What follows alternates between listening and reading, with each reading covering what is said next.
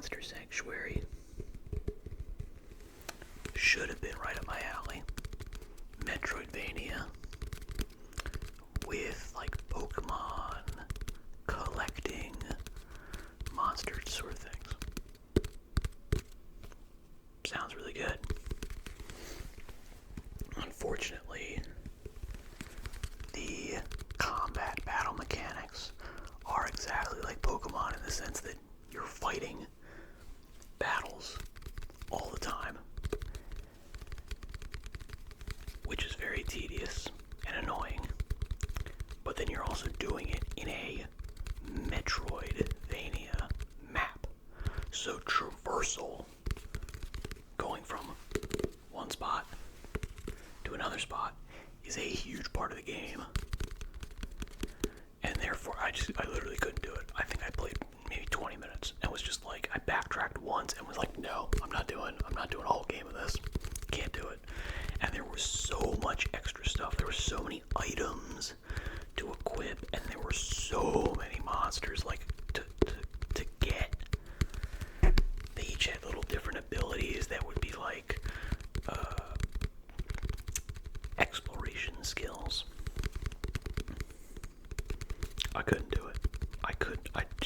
It was way too much of an investment for a game that didn't have the production quality to set my,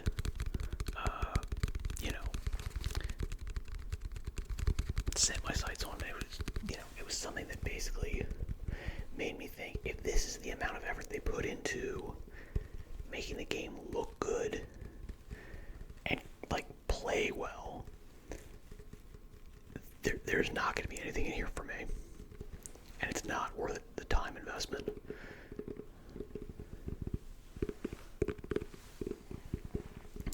All right, game number 2.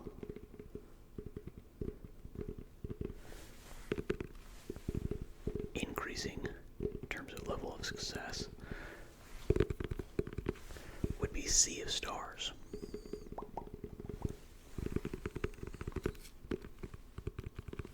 Sea of Stars is like a old school pixel art JRPG type thing, something along the lines of a Chrono Trigger, although it plays much more like a Paper Mario.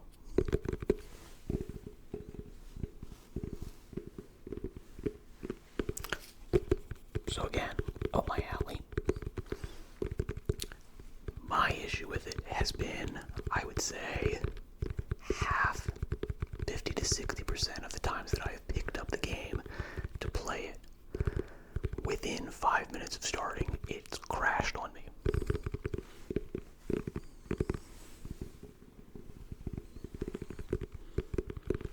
To the point where today, I started it up and said, if this crashes, I'm uninstalling it. It did not crash today, which is really weird because I had way more stuff going on in the background. I had my browser open, I had like Steam open, I had a whole bunch of different things open that were not open before when it crashed last. Which makes me think that this game was just, again, poorly optimized. As far as I can tell, they're not. It doesn't look like they're trying to patch it. I've certainly seen other reports on other people having crashing issues.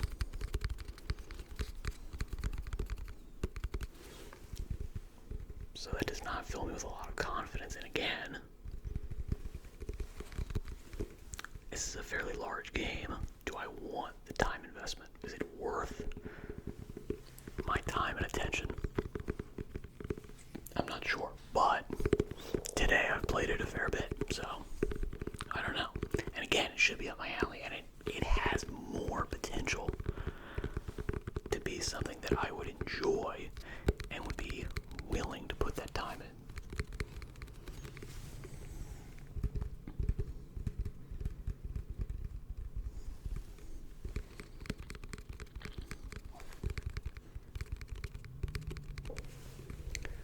And now, 2, I would actually probably have to go with Starfield. You would think it would get the top spot, but I don't think I've actually played Starfield at all in the last 3-4 days. Something like that. Now again, I don't understand. I've seen a bunch of videos from people that I generally respect the opinion of, and they're putting out, hate on Starfield stuff, which again, you don't like the game, that's fine. I don't mind. Doesn't affect my view of it, but somebody trashing it could. I'm not made of stone. My opinion can be influenced. And because of that, I've been avoiding all those videos. Because if the problem is not readily apparent to me, then there isn't a problem. Yeah, it's the no harm, no foul principle here. Yeah, if I don't see something and go, wow, oh yeah, this is totally broken, somebody has to point it out to me. Yeah, it wasn't a problem. You made it a problem by pointing it out. Otherwise, it was non-existent. There was no problem before you told me about it.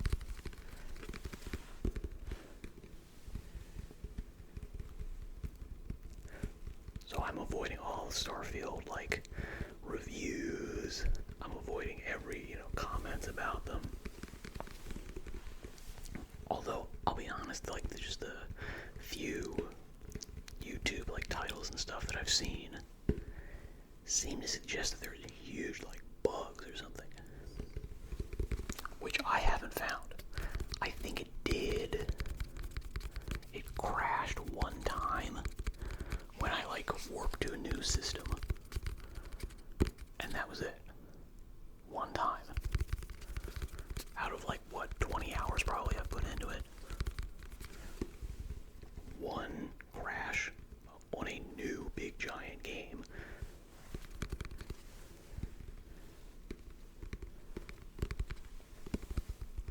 That just came out. No patches.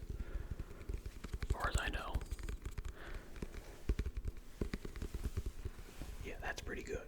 So that's why it gets the number 2 spot. Not to mention, again, as I've said before, it very much reminds me of Skyrim, of Oblivion. It has that feel of a interesting world that is lived in, that you want to explore, and you have fun just exploring that world. The story is good. The fact is that, there's good writing in there. There's, decent characters, although I will be honest, the one character who I'm partnered up with right now is annoying me. She's getting annoying. I think I'm going to drop her the second I get my forever wife in that game.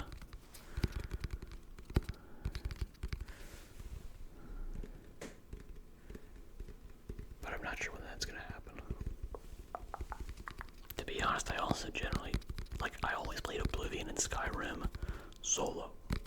No companions at all. Because they always screw me up in terms of stealth. They're not good at it. I am. Why do I want to subject myself to their lack of ability? I don't. So then, waited all this time, yes, the number 1 game that I've been playing semi-obsessively, Cassette Beasts. Cassette as in tapes, cassette player. Beasts as in animals, not beats.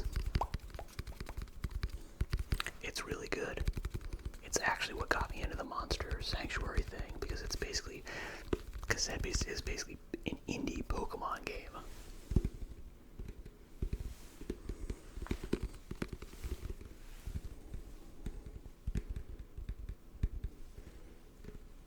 Which I really like. soundtrack is what absolutely kills it, and it's what keeps me coming back.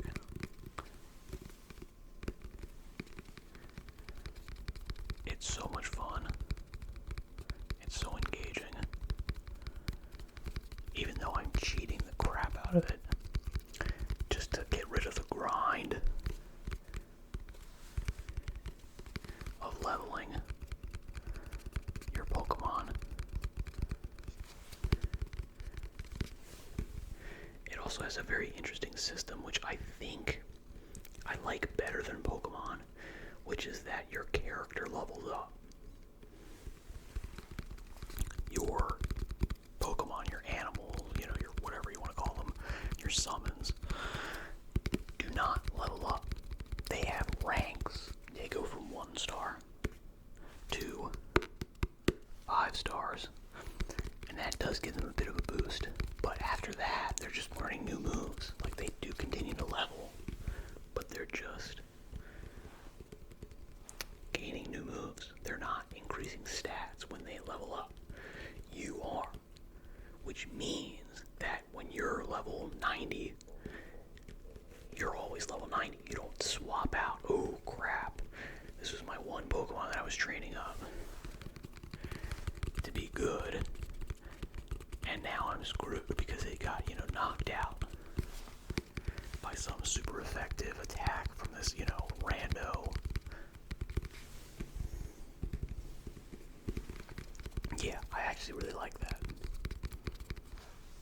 Because it makes leveling the other, your new guys viable.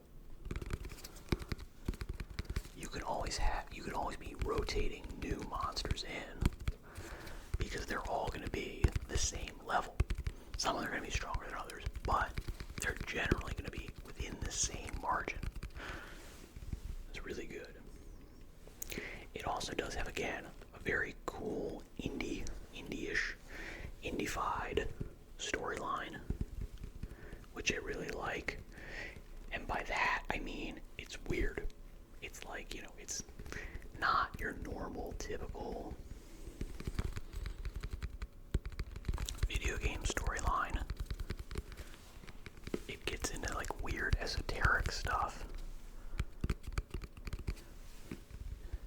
And it runs with it. Which I really, really, really enjoy. But again, the soundtrack, all you have to do is look this game up on Steam, Epic, whatever your choice is. You can probably do YouTube and their release trailer. You will get sucked into it. You'll probably play it immediately. You'll at least download it. Because again, it's so compelling.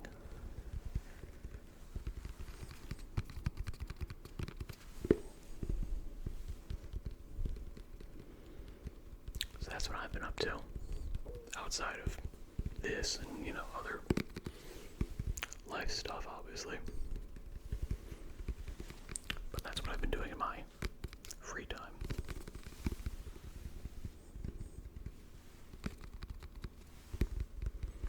How about you? What you been up to? Do let me know. I enjoy hearing about what you've been up to.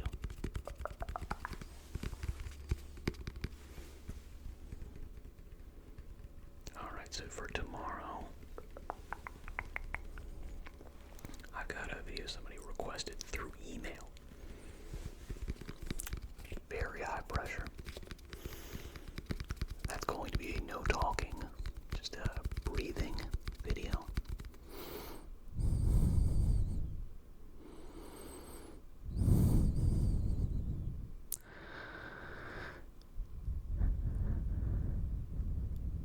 I'm gonna have to figure out how to make it sound good. How to make it sound as good as I can make it.